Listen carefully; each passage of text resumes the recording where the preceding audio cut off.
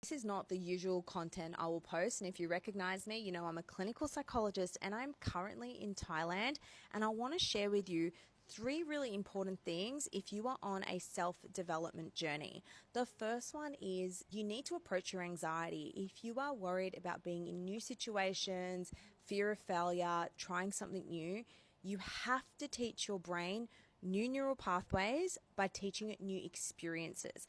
I did yoga, for example, which I never usually do. Sure, I felt silly. Sure, I stuffed up, but it is all part of reprogramming your brain. People constantly try to use avoidance, or they avoid things that they don't want to embarrass themselves by doing, or they don't want to say the wrong things to people, but you have to actually do the opposite to overcome anxiety.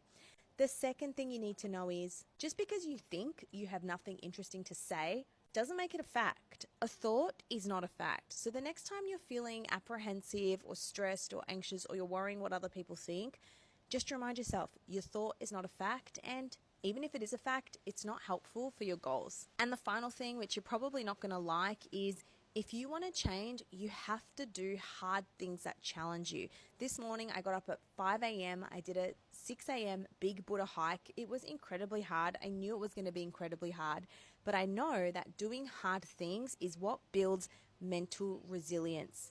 If you don't do hard things, then you aren't essentially training your brain to become resilient. You can't look back and be like, do you know what? I'm so proud of that thing. But you've got to start small. People think they need to climb the mountain on the first go or they're a failure.